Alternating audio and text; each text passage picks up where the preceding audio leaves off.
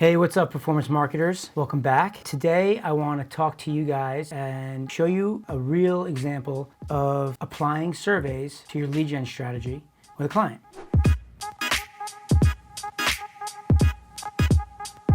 I was speaking to somebody earlier today. They have an e-commerce business. And what that means is that they sell product. So a customer goes on, they buy something, and then it gets shipped out to the customer. It's an online business. We're talking about generating leads and creating a lead flow process for their marketing strategy. We're implementing surveys to do so. I just want to take you through like a high level of a quick, what do I do with them? How do I go about doing this to decide on what the direction of this survey is going to look like, and you guys can kind of put some pieces together. The first thing I want to do is I want to look at who's the customer, and I also want to look at how many products do they have. Is it multiple products or is it just one core product? In this instance, there were multiple products, and they have probiotics, and they have a weight loss, and they have a hemp product. They're targeting females anywhere from like 25 to 50. And you can go into more detail about that, but for the sake of this example, we're going to skip it. The point is, when we looked at the multiple products that they had, one of the ways that we would have to decide on how we're going to segment is if we're going to be promoting multiple products or just that one core product. What I like to call in the segments is either we're going to be matching multiple products to different segments, or we're going to take all of our segments and then we're going to then funnel them all through to create perception that the core offer is the solution for their needs. So it's either matching or perception. In this instance, weight loss, probiotic, and the hemp, CBD. CBD is only approved in certain states, so that limits us on when you're buying. So if we're out there and we're generating leads, there's going to be some qualifications.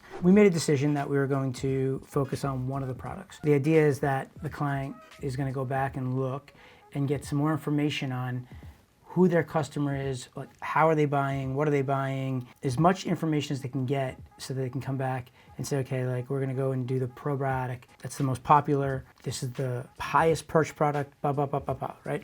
So they're gonna go and get some information. For me, it's more, okay, well, what's the goal on the back end? There were a few things that we talked about. One is they have a community, a Facebook community. We could be driving somebody to a survey, taking them through the flow, and at the end, giving them the ability to join this private Facebook group so that they can join the community, and then the advertiser will have the person's email address to communicate with them that way, in addition to getting them into the Facebook group. But if they wanted to try to sell something right in the back end, the things that they can do is on the back end is like giving a coupon for a purchase, or a buy one, get one free, having samples of the product that they can test, or free shipping.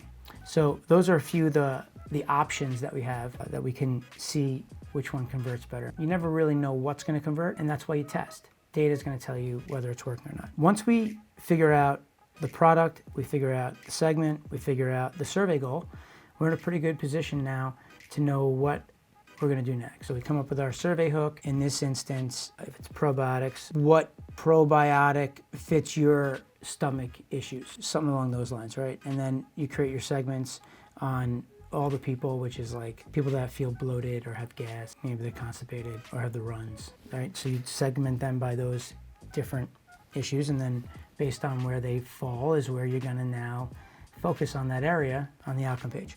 Once we do that, we set up our questions, we get the lead opt-in, we have our outcome, we're all set, we know where we're gonna drive traffic. What happens now is it's the acquisition strategy. The questions I have for anybody that's gonna be doing this, for this client, is, all right, well now, what's the lifetime value of your customer? The reason we wanna know what the lifetime value of the customer is because we wanna know what the customer acquisition allowable that you have, right? What's your budget? In this instance, to give you an example, if there's the lifetime value of a customer is $240, let's say that you're gonna use $100 as your allowable, the amount of money you can spend to acquire a customer. For us, knowing that, we can now look at the survey to figure out what we can afford on a lead basis. We don't know what we can click or afford, right? It's gonna come down to a bunch of different factors. If your allowable is $100 and now you're gonna go out and start buying traffic, clicks, if you're paying on a CPC, it's how many people click, go through the process, and then sign up as a lead opt-in and get to your outcome page, right? That would be a lead. Now, from that point on, you'd want to say, of X amount of leads that I get, how many people convert into a customer? Let's call it, for easy numbers, on 1,000 leads, let's say that you now spent $5,000. So you generated 1,000 leads, $5,000 you spent. So at that point, you just divide 1,000 by the 5,000, right? And you get $5 cost per lead. But you don't know if it worked or not. You don't know if you can afford $5 or not, right? What we have to look at, the client has to look at as well, is what's the conversion rate gonna be? So on those 1,000, if you spent $5,000 and now you got 1,000 signups, can you back it out? And you just said you have an allowable of $100. So how many sales do you need? So you take the $5,000 of media spend and you divide it by 100. In that case, I believe that's 50 sales. Okay, so you would need to get 50 sales off of those 1,000 leads. And that's the metric that you're gonna go out and test and see. Is it possible that you can get that? What is that, a 5% conversion rate? It's not crazy. It's not crazy. If that's the case and we're able to do that, think about it.